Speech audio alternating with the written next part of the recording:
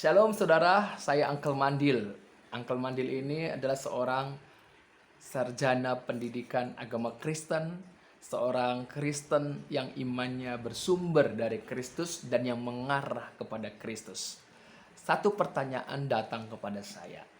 Mengapa orang-orang Kristen yang imannya bersumber dari Kristus, yang mengarah kepada Kristus itu dibenci oleh dunia? Dibenci oleh dunia. Mengapa orang-orang Kristen dibenci oleh dunia?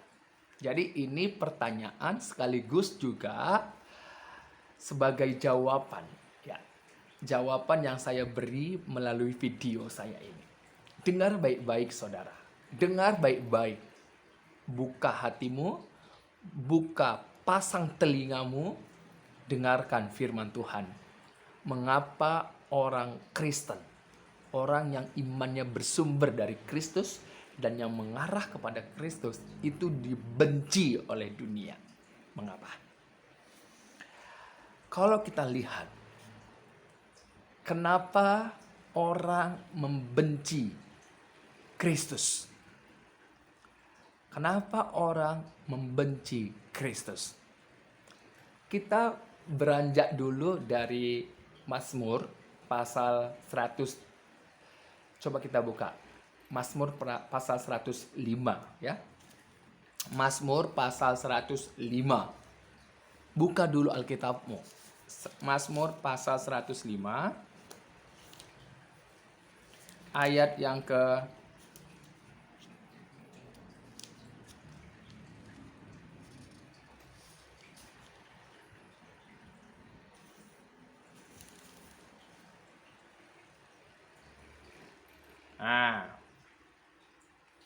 Mazmur pasal 103 ya.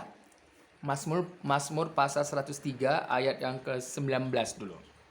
Ayat yang ke-19 saya akan bacakan. Tuhan sudah menegakkan tahtanya di sorga, dan kerajaannya berkuasa atas segala sesuatu. Ayat 20. Pujilah Tuhan, hai malaikat-malaikatnya. Jadi malaikat-malaikatnya yang telah diciptakan oleh Tuhan ya. Hai pahlawan-pahlawan perkasa. Nah, malaikat-malaikatnya dikatakan pahlawan-pahlawan perkasa yang melaksanakan firman-Nya. Jadi malaikat itu diciptakan untuk seharusnya melaksanakan firman-Nya. Firman-Nya siapa? Firman-Nya Tuhan Allah. Dengan mendengarkan suara firman-Nya.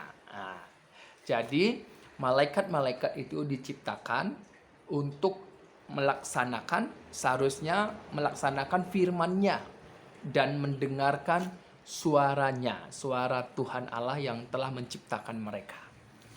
Tetapi ada beberapa malaikat yang telah jatuh. Apa arti yang telah jatuh? Artinya tidak lagi melaksanakan firman-Nya, tidak lagi mendengarkan suara firman Tuhan Allah. Nah, mengapa itu bisa terjadi? Ketika Tuhan Allah menciptakan malaikat-malaikat, di situ ada hak bebas. Di situ ada kebebasan yang dimiliki, yang ada pada ciptaannya, yaitu malaikat-malaikat tadi memiliki hak pilih, memiliki kebebasan untuk memilih. Tetapi seharusnya ciptaan itu melakukan apa yang Tuhan Allah katakan. Ciptaan harus dengar-dengaran mendengar suara penciptanya. Harus melakukan apa yang diperintahkan oleh penciptanya. Tetapi pada kenyataannya yang terjadi adalah ada beberapa malaikat yang memilih untuk tidak taat. Apa artinya tidak taat? Tidak lagi melaksanakan firman-Nya, tidak lagi melakukan firman-Nya, dan tidak lagi mendengarkan suara firman-Nya.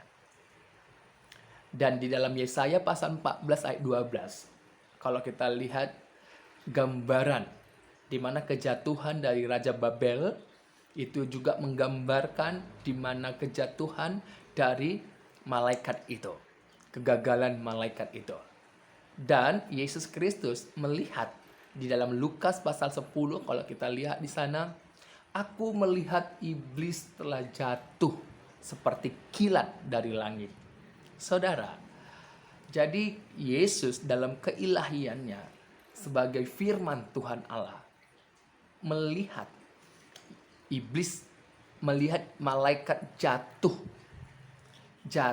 oleh karena ketidaktaatannya, oleh karena tidak lagi dengar-dengaran, dan dia dilemparkan dari atas, dari langit, dan dia jatuh ke bumi.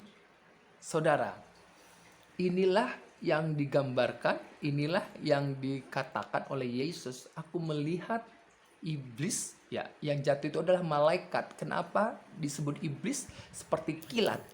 Karena ya seperti jalannya yang kilat itu kalau datang itu tidak lurus tetapi berliku-liku.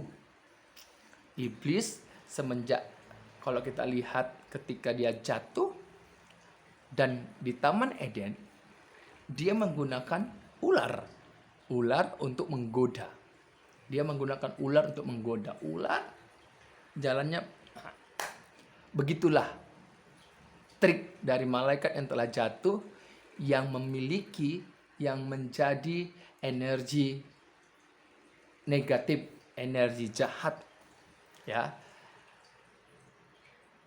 yang telah menggoda, yang telah membunuh manusia sejak semula di Taman Eden. Bagaimana caranya? Yaitu merombak, mengubah firman Allah. Inilah yang dilakukan oleh iblis untuk membuat manusia itu meninggalkan, tidak lagi mendengarkan suara firman Tuhan. Dan ini yang terjadi. Makanya mengapa dunia membenci orang-orang Kristen, orang-orang yang imannya bersumber dari Kristus. Itu iblis telah memakai dunia, telah memakai beberapa orang yang bisa dipakainya untuk membenci Kristus, untuk membenci firman Tuhan yang ada di dalam hatimu. Kita baca dulu di dalam Yohanes pasal yang ke-15 ayat yang ke-18. Jikalau dunia membenci kamu, ingatlah bahwa ia telah lebih dahulu membenci aku daripada kamu. Sekiranya kamu dari dunia, tentulah dunia mengasihi kamu sebagai miliknya. Tetapi karena kamu bukan dari dunia, melainkan aku telah memilih kamu dari dunia, sebab itulah dunia membenci kamu. Ingatlah apa yang telah kukatakan kepadamu, seorang hamba tidaklah lebih tinggi daripada tuannya. Jikalau mereka telah menganiaya aku, mereka juga akan menganiaya kamu. Jikalau mereka telah menuruti firmanku, mereka juga akan menuruti perkataanmu. Nah, itu dia, saudara. Jadi kenapa dunia membenci orang-orang Kristen yang imannya bersumber dari Kristus dan yang mengarah kepada Kristus? Karena di dalam hidupmu ada firman Kristus. Karena imanmu kepada Kristus Yesus, itu sebabnya iblis yang memakai dunia ini, yang memakai orang-orang yang bisa dipakainya untuk membenci Kristus, firman Tuhan yang ada dalam hidupmu. Makanya jangan heran kalau dunia membenci kita, orang-orang Kristen, orang-orang yang percaya bersumber imannya dari Kristus. Tidak perlu heran karena Yesus sudah mengatakannya. Ya, bagaimana cara kita, sikap kita ketika dunia membenci kita? Ingatlah di dalam Yohanes pasal yang ke-10 ayat yang ke-27. Apa yang dituliskan di sana? Dikatakan, domba-dombaku mendengarkan suaraku, dan aku mengenal mereka, dan mereka mengikut aku. Domba-domba ini adalah simbol figuratif, bahasa kiasan yang dipakai oleh Yesus yang menunjukkan orang-orang percaya. Orang-orang percaya yang imannya bersumber dari Kristus, mendengarkan suara Kristus, mendengarkan firman Tuhan. ketika dunia membencimu dengan berbagai cara, engkau yang imannya bersumber dari Kristus harus kembali mendengarkan firman Tuhan. Kegagalan dari malaikat yang telah diciptakan oleh Tuhan karena malaikat itu nggak lagi mau mendengarkan firman Tuhan Allah. Karena tidak lagi mau mendengarkan firman Tuhan Allah, mereka tidak melaksanakan firman itu. Tetapi kita, orang-orang yang telah dipilih oleh Yesus Kristus dari dunia ini, dalam hati kita ada firman-Nya, iman kita kepada Kristus, itulah yang menjadi alasan di mana kita harus mendengarkan firman Tuhan. Seperti yang Yesus katakan, orang percaya domba-dombaku akan mendengarkan suaraku. Walaupun kita kehilangan secara fisik akan kembali ke tanah, ingat apa yang dikatakan oleh Tuhan di ayat yang ke-28.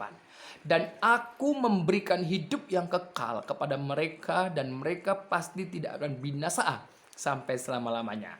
Itu dia. Dan seorang pun tidak akan merebut mereka dari tanganku. Tidak ada seorang pun yang merebut jiwa kita dari tangan Yesus Kristus.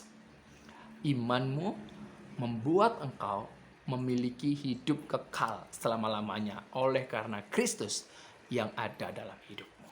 Ya, Tuhan Yesus memberkati. Salam dari saya. Dengarkan suaranya, dengarkan suaranya.